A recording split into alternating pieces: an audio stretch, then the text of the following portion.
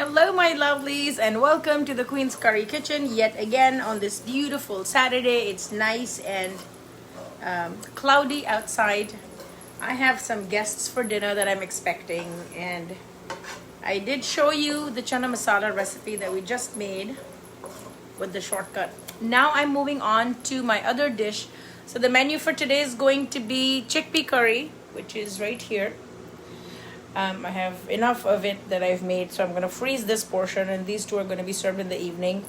And I'm going to make a cauliflower with peas. Now, I've kind of walked away from putting potatoes in all of my dry vegetables.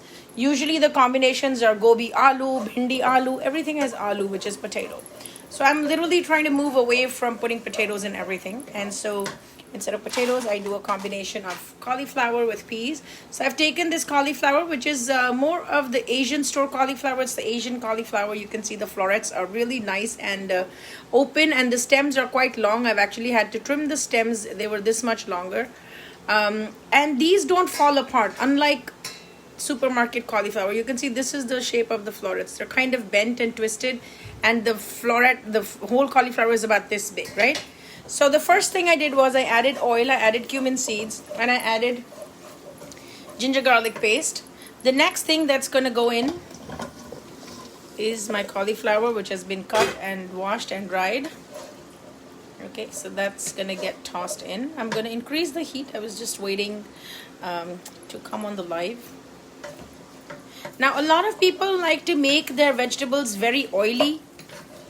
And they rely on the steam from the oil to actually cook the vegetables or to soften up their tomatoes. I don't like to do that because I feel like then the only taste you get is that of oil. So here I'm making this is for about 4 to 6 people. So I've used one really large head of cauliflower, and because I won't be using potatoes, this dish is not going to expand as much. When you put potatoes in any sabzi, which is a dry stir-fried vegetable dish, it tends to increase the volume of it, and you can serve more people, but I just feel like potato is not a very healthy option to keep putting it in every dish that you make. So I try to stay away from that. Okay, let me just say a very, very quick hello to Subhashini Raj, Lauren Gantman. Hi Lauren, oh my god, good to see you. Salima Farooq, Assalamu alaikum, and Nomita Bharadwaj, who are tuning in. Welcome to the Queen's Curry Kitchen. We are making cauliflower with peas, and I'm going to do it on the live, so that means this is going to be real-time cooking. At least I will bring it to a point where I'll be able to tell you that, hey, you know what, now this is going to simmer for 15 minutes and it's going to be ready to eat. So I'm doing all the sauteing and everything right here. The flame is on high. I started with hot oil. I added some ginger garlic paste. If you don't have ginger garlic, or if you don't eat garlic, you can make this just with ginger. You can add ginger juliennes or grated ginger or ginger paste. That's equally fine. Hi Vijinder, how are you today? Thank you for the thumbs ups and the hearts. I appreciate that. I'm going to turn up the heat. Now I'm going to go ahead and add these frozen peas. You can see they're completely rock solid. I have not thawed the peas. I like to put them frozen because the little bit of moisture that comes out of the ice crystals that are melting from on top of the peas actually helps to deglaze the pan. You see, this is all your ginger and garlic, and all the flavor is sitting here. So when you use peas that are actually directly from the freezer, the little bit of moisture helps to gather it up. And since I'm doing so much stirring, what I also like to do is at this time, I like to go ahead and add my dry spices.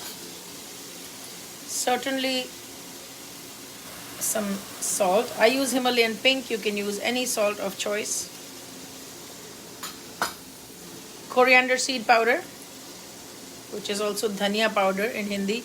Don't put too much coriander seed powder in your stir-fry dishes because it tends to make them very black and dark, and that's really not a good look. I'm going to add some red chili powder. This is more like paprika and not so much heat, if you will. Give it a gentle stir. Just toss it together to make sure it's well incorporated. I will also add some turmeric. Now, turmeric is an anti-inflammatory. Try to incorporate it as much as you can in your food, but there is such a thing as too much turmeric. And sometimes people just go overboard. Oh, just because it's good for you, let me just put one whole box full. But so there is definitely moderation that needs to be exercised. You can see the bottom of the pan is really dry. So usually when my mother-in-law or some other people make these kind of vegetables, there's still a pool of oil at the bottom. So I try to not rely on too much oil for cooking my vegetables. I've just tossed it gently so that everything gets well coated.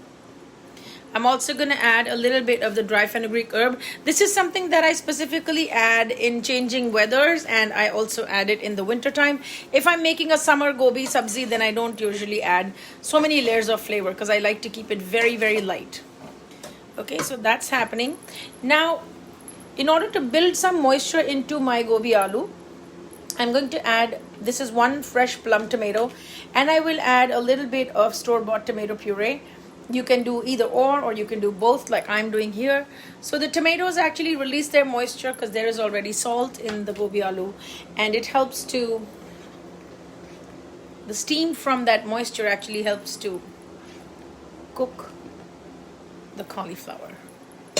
So this dish doesn't take as long as a cauliflower with potato dish takes, only because the peas tenderize very quickly, and this cauliflower from the Asian cauliflower, which is found in Asian supermarkets or Chinese grocery stores, is really very sturdy and it doesn't fall apart and it does not turn to mush. But keep the florets fairly large, like don't make them too small, okay? So I'm just going to toss this around to give it a gentle coating of everything that's going on. And instead of adding oil to generate the steam to cook my vegetables, I'm going to increase the heat. There's one little tomato that fell off on the side. Plop. There it goes. So how many of you actually like cauliflower? Gobi kaun khata hai, kisko pasand hai? Some people absolutely can't stand cauliflower. I like all kinds of cruciferous vegetables. Some people also complain that they get gassy after eating cauliflower or cabbage. There is a magic wand that can actually prevent all the gassiness and flatulence that comes from eating cruciferous vegetables, and that is asafoetida. So definitely put this, and it's an acquired taste for sure. But also, if you don't want to use ginger and garlic and you want to keep your vegetables very light, just add asafoetida and turmeric and salt and cumin and you're good to go. So both cumin and asafoetida help to control flatulence if you eat cauliflower, but you're not really a fan of how it makes you feel afterwards and you get gassy, then definitely think about adding asafoetida or extra ginger to your cruciferous vegetables, whether it's broccoli, whether it's cabbage, whether it's Brussels sprouts or cauliflower. Okay, so you can hear the sizzle, right? Now what I'm going to do is I'm going to add just a little bit of liquid to sort of deglaze the pan.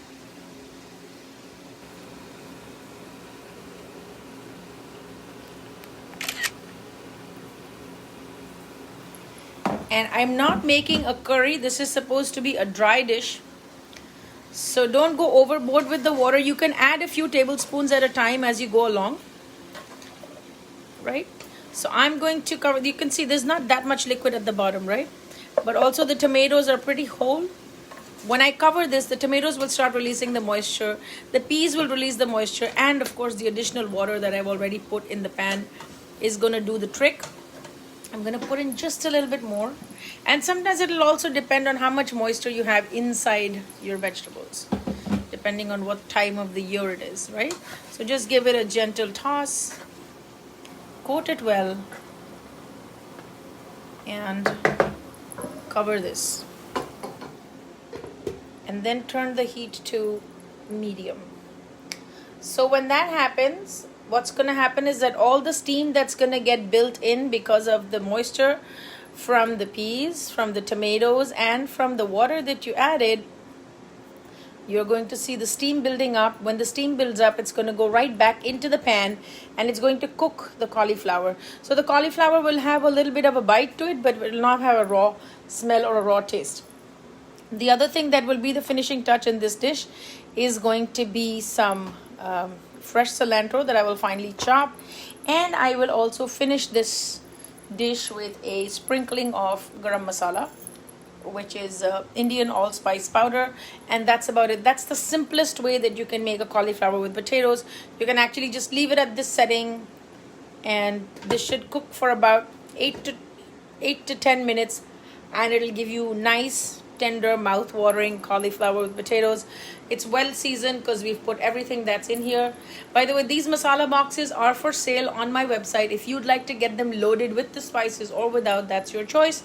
But everything is in the online shop. The website is queenscurrykitchen.com/shop. All right, so this was the really easy peasy cauliflower recipe that I make on an everyday basis. This recipe is also in my cookbook, The Vegan Indian Home, which is again available on the website. If you'd like to download a free chana masala recipe, head over to the website queenscurrykitchen.com and scroll down a little bit. You will see a free chana masala download. As soon as you put in your information, it's going to give you the chana masala recipe right into your inbox, so you can follow that along. I try to keep it really simple so that you don't have to buy 50,000 ingredients to make Indian food at home. If you have any questions regarding the recipe that I just made, definitely drop it in the comments below. I'd love to answer all your questions. And if there is a particular recipe that you would like me to make on the live, or an Indian dish that you absolutely love but have no clue how to make, please put it in the comments below. I'm happy to bring you that recipe, just so that you can make it at home without too much of a problem. All right, so I have to knead the dough for making some rotis for my guests, and I have to boil the rice. So I will see you real soon in another video. I just wanted to thank you all from the bottom of my heart for spending your Saturday afternoon with me. I greatly appreciate each and every one of you, and I hope you're doing well. Be safe out there. If you're traveling, just travel safe. Take good care of yourselves and your loved ones. Honor your own needs. Be kind to yourself. I will see you soon in another video. Be blissful, be flavorful, and try to cook at least one homemade meal a day for yourself. I promise you it's going to change your life. Take good care. I'll see you in the next one. Namaste and bye.